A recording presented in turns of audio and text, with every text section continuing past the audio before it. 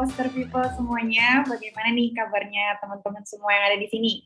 Semoga di event website by Niaga Hoster malam hari ini teman-teman semua dalam kondisi sehat ya, supaya bisa lebih fokus untuk ngikutin eventnya kita nih malam hari ini nih.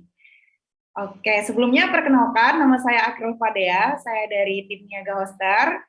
Nah, jadi saya di sini akan menemani teman-teman selama 1 jam ke depan. Tema website kita kali ini adalah A Developer Guide to Build a High Quality Website. Oke, dan di sini sudah ada Mas Andika Galih nih. Mas Andika Galih, halo Mas Andika Galih. Halo, selamat malam Mbak Dea. Selamat Halo. sore ya ini ya. Iya, Sore masih. malam. Kalau di sini Sore. udah malam. Oke, Mas Andika Galih gimana nih Mas kabarnya?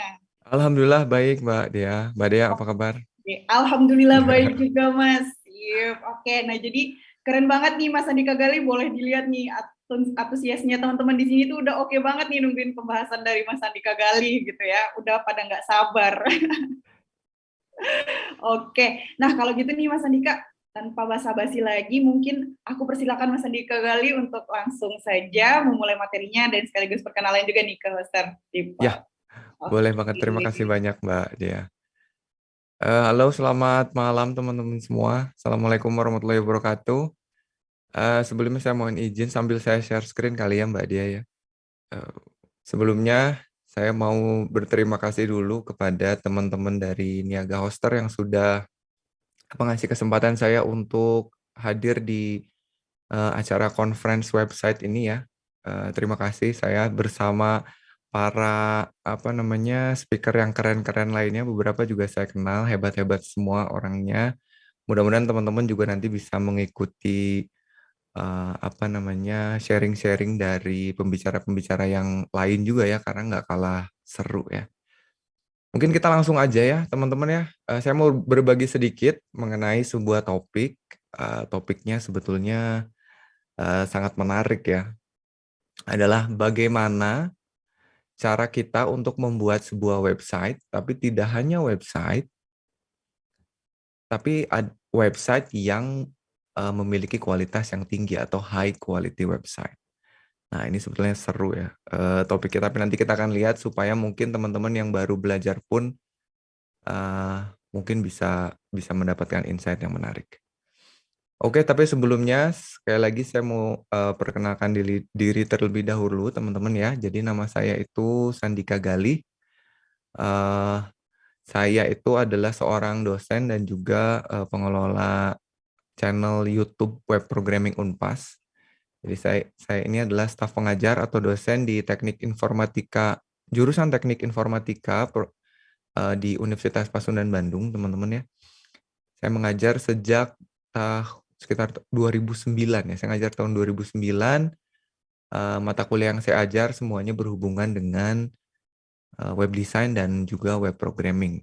Nah, selain itu juga sejak tahun 2015 kebetulan saya mengelola sebuah channel YouTube yang fokus membahas mengenai bagaimana cara membuat sebuah website mulai dari web design sampai web programming untuk teman-teman yang baru belajar ya, atau alias untuk pemula lah gitu. Jadi buat teman-teman yang tertarik untuk mulai belajar membuat website, nah bisa dikunjungi aja channel YouTube-nya di Web Programming Unpas.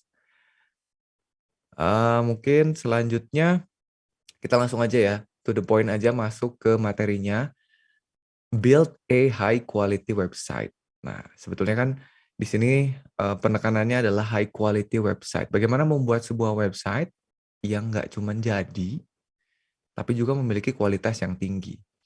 Nah, sebetulnya yang saya bahas di entah itu di kuliah saya atau di channel YouTube saya itu adalah bagaimana cara kita membuat sebuah website. Jadi membuat sebuah website aja bukan sesuatu yang mudah ya. Teman-teman mungkin tahu, udah ada yang pernah bikin website juga, kita tahu ada banyak teknologi yang harus kita pelajari ya, mulai dari front end, lalu juga back end, sebentar. Terus ada juga yang disebut dengan DevOps, dan yang bisa semuanya, si Superman, alias Superman ya, disebut juga dengan full stack web developer. Ini bagaimana cara kita membuat website. Baru bikin websitenya aja nih. Ada bagian front end, ada bagian back end, ada DevOps yang ngurusin infrastruktur, ada full stack. Nah, tapi sebetulnya dari 4 bidang ini, kalau kita lihat bidang yang lain tuh kan sebetulnya banyak banget ya. Teman-teman juga mungkin tahu ya, di dunia web ini bidangnya tuh banyak.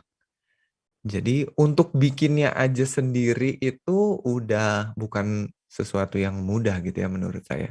Nah sekarang eh, topik berikutnya adalah bukan hanya bikin, mungkin bikin satu hal ya. Next step-nya adalah gimana caranya membuat website yang high quality tadi.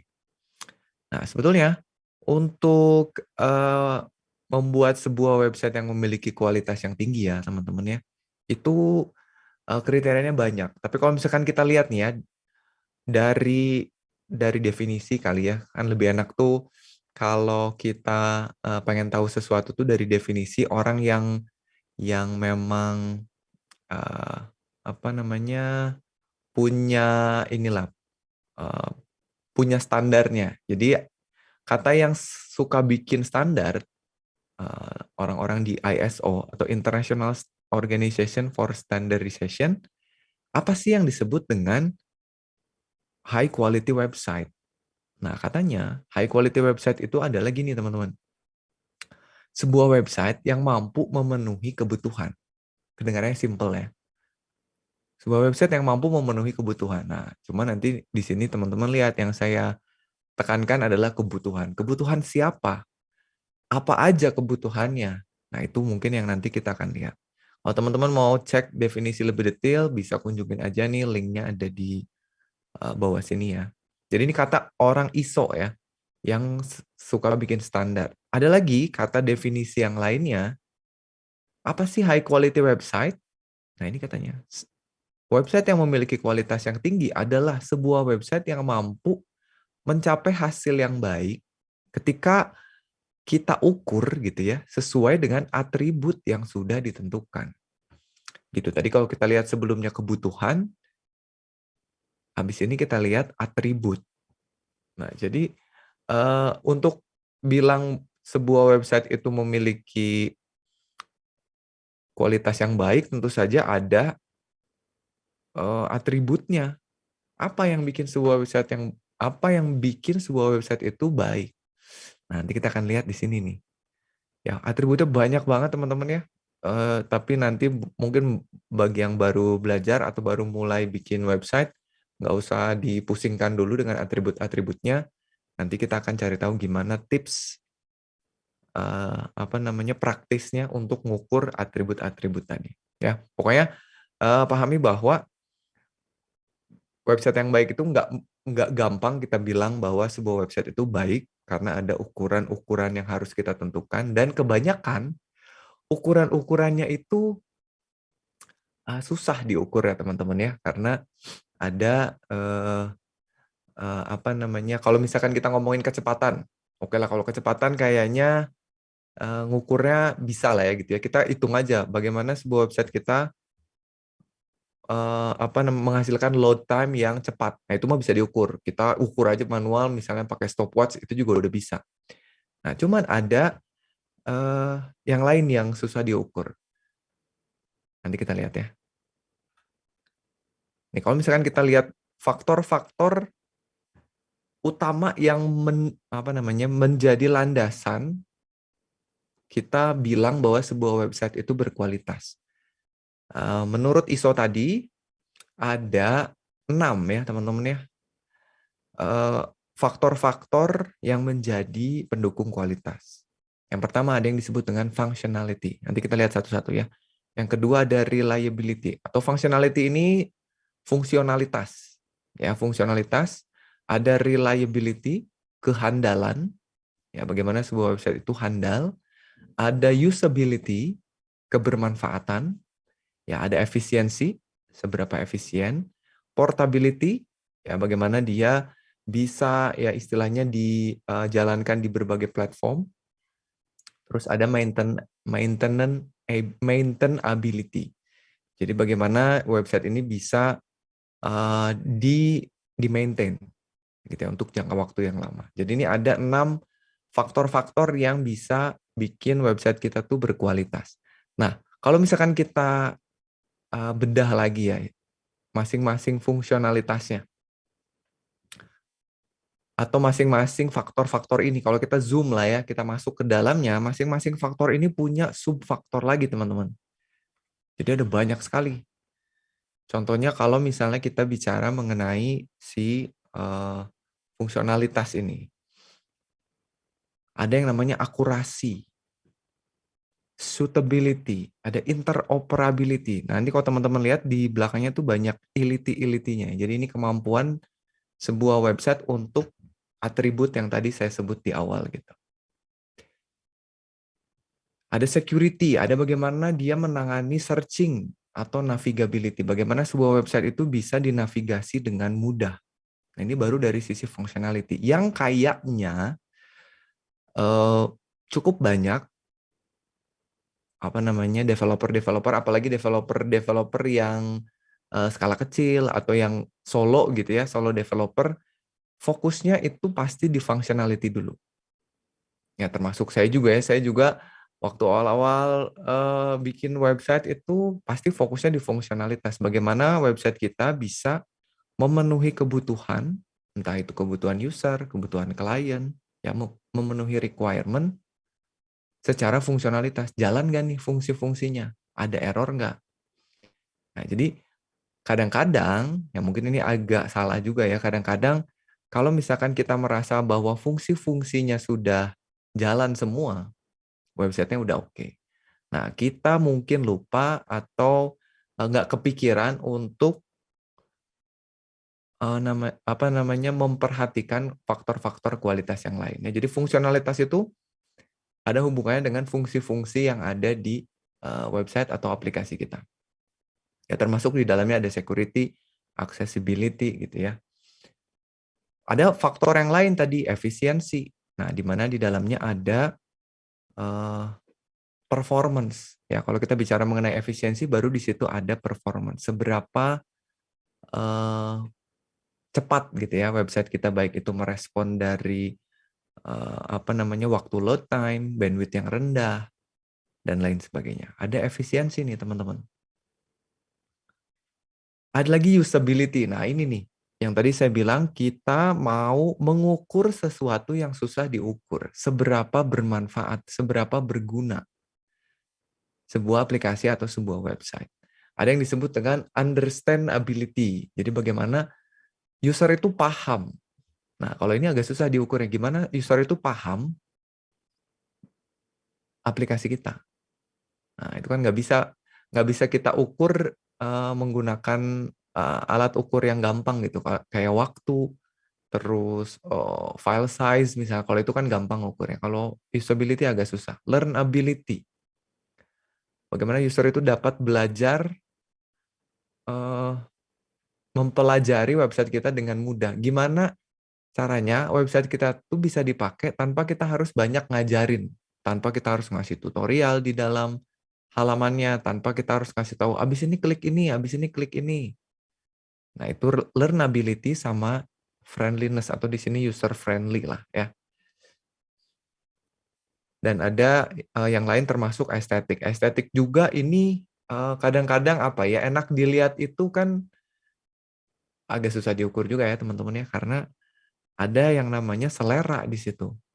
Ya, kata si A mungkin dia suka, kata si B dia suka. Misalnya masalah warna aja.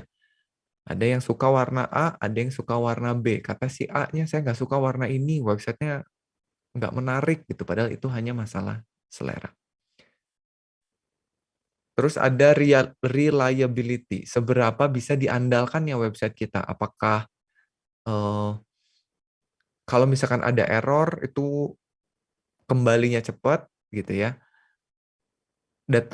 Integritas datanya terjaga atau tidak gitu ya. Apakah pada saat kita ngeklik sebuah link atau mencari sesuatu tuh error apa enggak?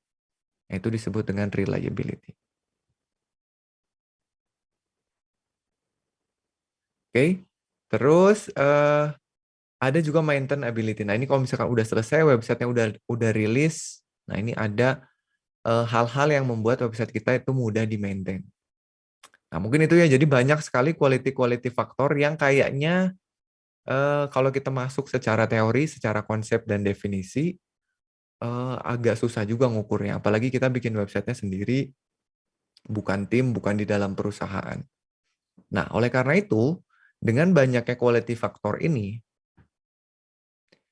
karena susah melakukan pengukurannya, kadang-kadang suka kita abaikan. Gitu ya, karena memang kalau misalkan mau fokus di situ, ya kita harus punya tim sendiri gitu ya. Nah, tapi karena ini penting, kita harus cari cara nih gimana supaya kita tetap bisa mengukur faktor-faktor kualitas ini. Makanya cara ngukurnya gimana? Kita butuh tools. Nah, sebetulnya intinya dari yang mau saya sampaikan di share saya ini adalah kita akan lihat tools-tools apa aja sih yang bisa kita pakai untuk minimal bisa mengetahui hasil ukur dari website yang kita punya gitu sih. Simple aja, ini kita bisa lakukan sendiri. Tools-toolsnya juga rata-rata gratis, ya teman-teman bisa kunjungi sebuah website, masukin URL-nya, terus nanti keluar hasilnya. Ya, jadi ada macam-macam tools-nya. Sekali lagi ini kita bisa manfaatin untuk mengetahui apakah website kita udah oke, udah atau belum, atau tadi kalau dari topik kita sudah high quality atau belum ya. Kita lihat beberapa tools-nya.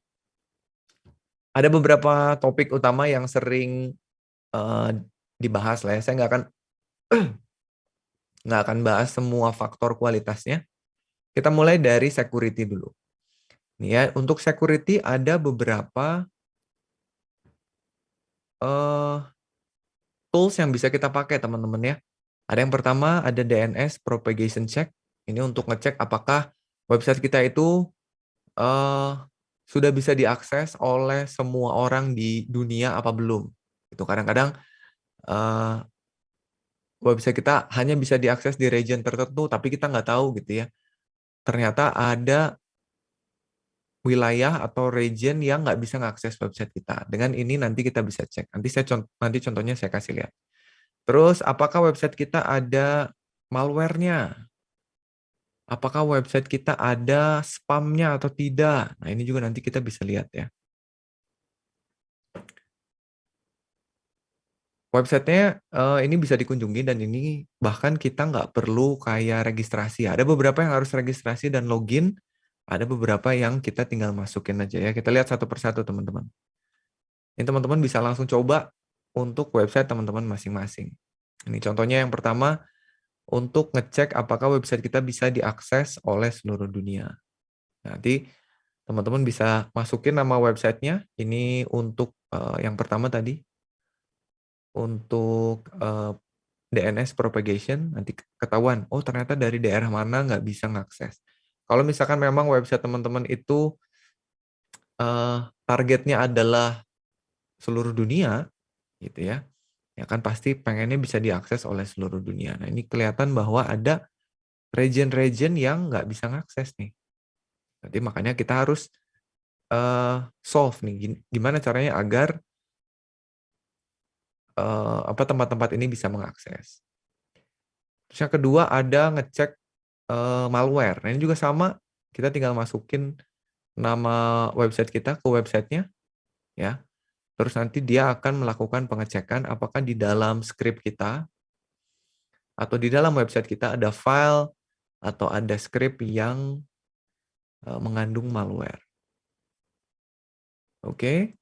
Terus ada lagi untuk ngecek spam, ya sama ini juga tinggal masukin IP address, terus nama domain, ya. Ini langsung bisa ketahuan nih teman-teman. Jadi enak banget.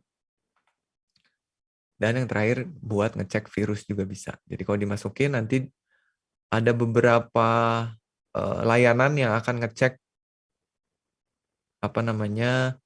file-file di dalam website kita itu ada virusnya apa enggak gitu. Karena kadang-kadang kita nggak sadar ya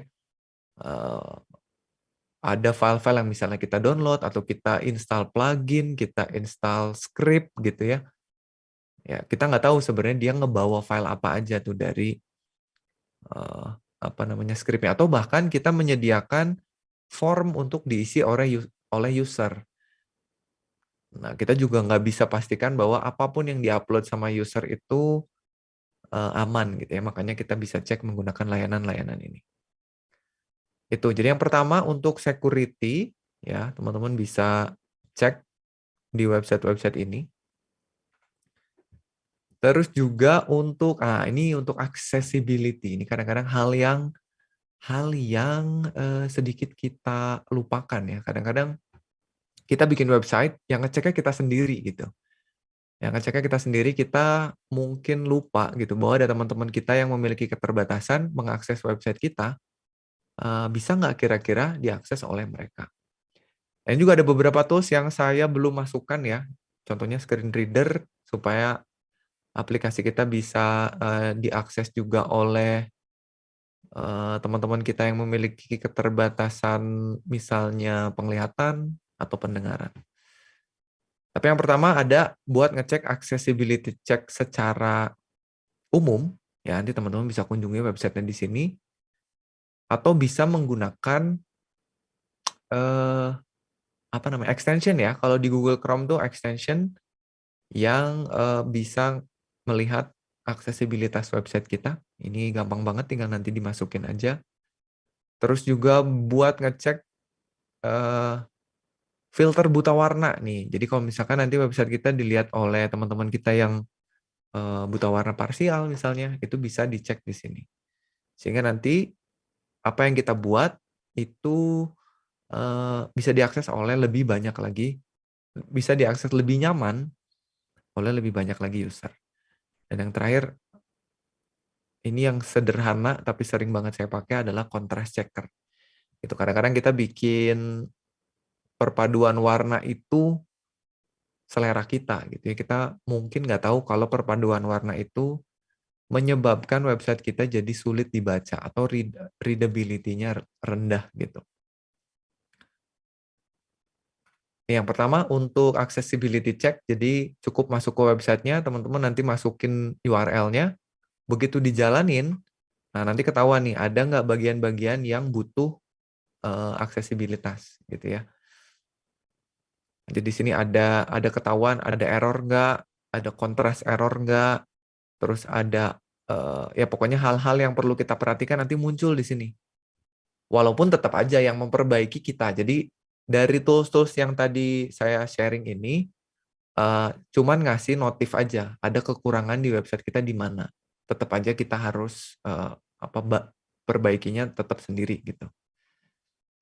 Terus ini apa yang dilakukan oleh si website ini sebetulnya bisa dilakukan juga oleh extension Chrome ini. Jadi teman-teman bisa kunjungin linknya nanti add to Chrome. Oke, terus ada lagi, nah ini untuk ngecek filter color blind. Jadi nanti kita bisa masukin website kita di sini, terus nanti kita bisa pilih filter color blind-nya. Kan ada buta warna parsial itu sebetulnya ada beberapa kategori ya. Jadi nanti kita bisa lihat, kalau dilihat dengan filter yang mana tampilnya gimana gitu. Jangan sampai nanti ternyata ada konten atau ada bagian dari website kita yang tidak bisa diakses gitu. Karena keterbacaannya rendah, atau gambarnya jadi nggak kelihatan sama sekali, atau perpaduan warnanya jadi nggak bagus gitu ya. Bisa dilihat di website ini. Nah, terus ini contrast checker. Ini juga ada plugin-nya, jadi teman-teman bisa cari juga WCAG contrast checker buat ngecek foreground teman-teman dan background. Jadi kalau misalkan kita bikin website itu kan pasti ada foreground, pasti ada background. Foreground-nya itu biasanya tulisan, ya background-nya itu adalah warna dari elemen kita. Misalnya kita kasih di CSS-nya BG color apa. Nah, nanti kita cek kombinasinya. Background-nya apa, foreground-nya apa. Kalau kita jalankan tesnya, nanti akan memunculkan yang namanya kontras rasio. Nah, kalian harus pastikan bahwa semuanya itu pass, warna hijau. Nah, jangan sampai nanti di sini nggak lolos tesnya. Karena kalau nggak lolos, berarti tulisannya nggak bisa dibaca sama teman-teman yang lain atau sama user ya gitu. Ya, teman-temannya, jadi itu tools dari top kategori quality yang kedua, yaitu apa tadi, accessibility ya. Bagaimana website kita dapat diakses dengan mudah oleh user. Nah, yang ketiga, ini menarik ya, karena saya juga pernah beberapa kali melakukan tes ini. Ini namanya usability. Bagaimana kita menguji bahwa website kita itu bisa digunakan dengan mudah ya. Ada dua teori atau ada dua metode yang sering dipakai, yang cukup populer. Yang pertama ini ada yang namanya heuristic evaluation. Yang kedua ada yang namanya cognitive walkthrough. Nah, cuman memang dua metode ini, teman-teman, bukan metode yang mudah digunakan seperti metode tools-tools sebelumnya. Jadi ini nggak ada tools website-nya yang bisa bikin kita langsung ketahuan hasilnya. Jadi ini memang metode yang harus dilakukan secara manual oleh kita sebagai developernya. Untuk yang pertama, ini heuristic evaluation. Ini adalah sebuah evaluasi atau bagaimana cara kita mengukur website kita menggunakan 10 patokan heuristik. Jadi ada patokannya, terus nanti tiap-tiap patokannya itu ada cara buat ngukurnya. Nah, untuk melakukan heuristic evaluation dibutuhkan seorang expert. Gitu. Jadi nanti kita butuh bantuan expert. Expertnya boleh ahli UI UX misalnya ya, atau kita sebutnya evaluator, atau boleh developernya bahkan. Nanti kita sebagai orang yang menginputkan nilainya lah gitu ya. Nanti contohnya kita lihat. Terus yang kedua ada cognitive walkthrough. Nah, ini kita uji ke user. Sebenarnya bisa ke expert juga, tapi bisa ke user juga. Jadi gimana caranya nanti kita bikin user kita untuk melakukan task atau tugas-tugas tertentu. Misalnya, kalian bikin aplikasi e-commerce misalnya. Terus nanti kalian hadirkan seorang user yang belum pernah menggunakan aplikasi kalian. Nah, dari situ kalian kasih tugas tuh usernya. Coba check out barang. Coba beli barang sampai check out. Tanpa kalian kasih tahu caranya. Nah, nanti usernya melakukan walkthrough. Jadi dia nyobain ngeklik apa, nyobain masukin ke shopping cart, nyobain nambahin jumlahnya. Nah, kalian mencatat semua hal yang dilakukan oleh user. Itu namanya cognitive walkthrough ya. Untuk yang heuristic evaluation, ini tadi saya bilang ada 10 hal yang harus dicek gitu ya. Ada yang namanya visibility of system status. Gitu. Jadi bagaimana status dari yang lagi dilakukan oleh user itu bisa kelihatan. Misalnya dia lagi sudah menyimpan barangnya di keranjang. Dia tahu dari mana tuh. Oh, jelas di dalam keranjangnya ada angka 1. Nah, artinya di dalam keranjang itu ada satu barang yang siap untuk di check out. Nah, itu visible, terlihat statusnya oleh user. Terus ada match between system and real world. Jadi kita bikin sesuatu yang mirip dengan apa yang ada di dunia nyata gitu ya. Jadi kalau misalnya kita bikin logo, kita bikin icon, nah, jangan terlalu aneh gitu ya. Usahakan agar di dunia nyata pun representasinya mirip. Nah, itu contohnya heuristic evaluation. Nah, nanti dari masing-masing topik ini atau dari masing-masing kategori ini kita akan bikinkan pertanyaan-pertanyaan. Bentuknya nanti kuesioner. Nah, ini memang sekali lagi ini agak ribet juga ya. Cuman ini adalah teknik yang bagus kalau misalkan kita pengen tahu apakah website kita itu usable. Nanti pertanyaan-pertanyaan ini kita ajukan ke yang namanya evaluator tadi. Evaluator orang yang mengevaluasi website-nya. Ini harus expert, bukan calon user kita, beda seperti cognitive walkthrough. Gitu. Jadi nanti dia masukin tuh si pertanyaannya ya. Jawabannya bisa ya, tidak, atau tidak tahu gitu ya. Terus dikasih komentar. Kalau kalau sesuai berarti yes tanpa komentar. Tapi kalau misalkan tidak sesuai, dia jawab no atau jawab NA, nah, nanti harus diisi tuh komentarnya apa. Jadi ini yang harus dilakukan. Ini baru satu. Dan pertanyaannya untuk satu komponen itu bisa banyak. Makanya setiap kita melakukan usability testing menggunakan heuristic evaluation, itu dokumennya pasti tebel banget. Karena rata-rata evaluasi dengan menggunakan heuristic evaluation ini standarnya itu 3-5 evaluator, 3-5 expert gitu ya. Ini untuk heuristic evaluation. Kalau untuk cognitive walkthrough, nah ini contohnya kayak gini. Jadi kita tuh adalah orang yang sebelah kanan ini. Jadi kita ngasih tugas ke user. Ini ceritanya kita lagi bikin aplikasi mobile version lah gitu ya. Terus nanti kita nyuruh yang sebelah kiri ini calon usernya. Kita nyuruh coba misalnya kalau aplikasi pemutar musik misalnya mainkan sebuah playlist. Nah, nanti tanpa kita ngasih tahu dia harus ngeklik kemana, nah, usernya mencoba-coba tuh. Masuk ke menu apa, masuk ke menu apa. Nah, kita mencatat semua kegiatan dari user. Bahkan ini direkam tuh ya. Kalau teman-teman lihat, ini ada kamera di atasnya. Jadi dia merekam apa pergerakan tangan dari user. Jadi kelihatan untuk sampai bisa menjalankan apa yang kita perintahkan, user butuh waktu berapa lama.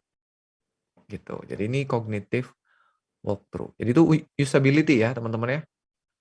Selanjutnya adalah performance. Untuk mengetahui seberapa performant atau seberapa cepat lah ya website kita. Ada 4 tools yang bisa teman-teman gunakan. Ada Lighthouse. Ini adalah sebuah tools yang sangat keren yang sudah tertanam di dalam Chrome kita. Jadi kalau teman-teman pakai Chrome, dia punya DevTools di dalam Chrome-nya yang bisa jalanin Lighthouse. Ada website speed test, ada CSS analysis, ada page speed insight. Nah, ini tampilannya seperti ini, teman-teman. Jadi kita bisa lihat kalau di Lighthouse, kita tinggal jalanin menunya. Teman-teman boleh buka DevTools-nya, klik kanan, inspect, terus cari aja tab Lighthouse. Nah, nanti di situ ada mau pilih teman-teman pengen mengevaluasi apa. Pilih aja performance, terus jalankan evaluasinya. Nah, nanti akan dikasih tahu. Dari skala 0 sampai 100, nilai website kita berapa. Ya, usahakan agar ada di warna hijau. Kalau misalkan ada di warna orange atau merah, nanti dikasih tahu salahnya di mana. Kemungkinan-kemungkinan yang bisa diperbaiki di mana. Misalnya gambar terlalu besar. Script yang di-include terlalu banyak. Ada script yang di-include tapi nggak dipakai. Nah, itu dikasih tahu nanti. Jadi kita bisa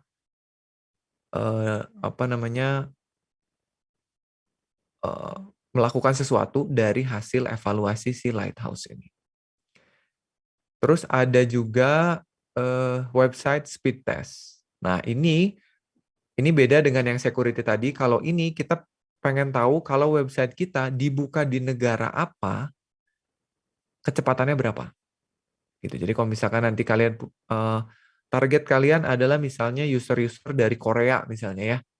Nah, nanti kalian masukin aja kira-kira kalau user kalian dari Korea ngebuka website kita, berapa detik tuh dibukanya. Nanti kelihatan di sini.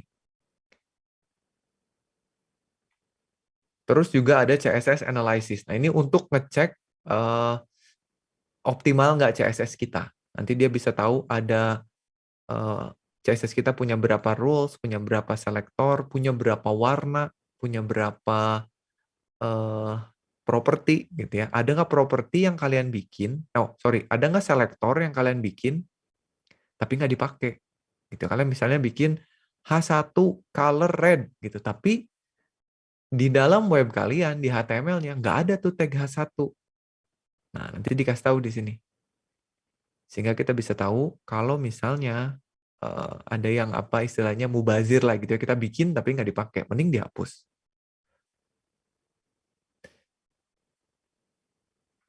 Dan yang terakhir ini adalah Page Speed Insight. Ini sebetulnya mirip dengan Lighthouse, tampilannya juga mirip, tapi ini website. Jadi kalian kunjungin website ini websitenya yang bikin Google ya, Google PageSpeed.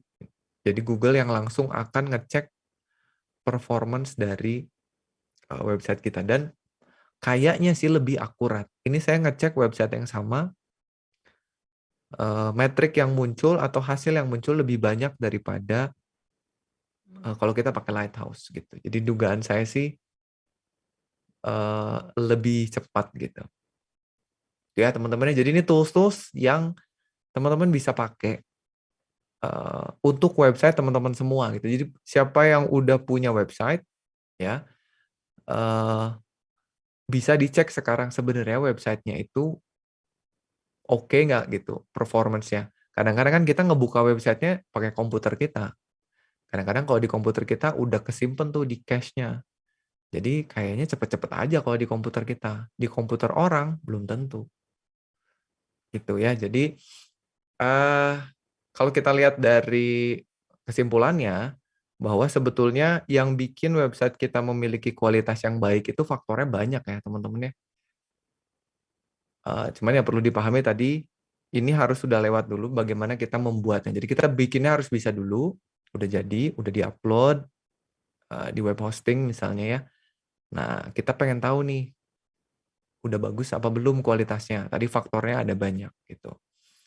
Nah, terus saran-sarannya, kata si metodenya gitu ya, pengukuran kualitas website itu jangan dilakukan di akhir. Semua tools-tools yang saya tadi kasih, itu adalah tools quality control disebutnya. Karena kualitasnya dicek setelah websitenya selesai diupload. Gitu ya. Harusnya kita jangan hanya menerapkan quality control aja. Ya, kita harus terapkan quality management. Jadi dari awal, mulai dari quality planning, quality assurance, quality control, baru nanti kalau udah tahu hasilnya ada yang kurang, kita lakukan improvement gitu. Jadi kalau udah tahu bahwa kualitas itu penting, kita lakukan dari awal gitu. Dan yang terakhir, banyak halnya cara ngukurnya itu susah gitu. Jadi daripada kita ngukurnya manual, gunakanlah bantuan tools yang tepat yang udah disediakan secara gratis ya untuk mempermudah gitu. Jadi meskipun kita bikin websitenya sendiri atau timnya kecil, tetap kita bisa mengukur seberapa berkualitasnya website kita dengan tujuan agar website kita memiliki high quality tadi. Gitu ya teman-teman ya. Jadi mungkin itu yang bisa saya share sedikit ke teman-teman mengenai bagaimana cara membuat website yang berkualitas ya. Kalau nanti teman-teman punya pertanyaan, silakan boleh diajukan aja. Tapi intinya mungkin itu aja dari saya.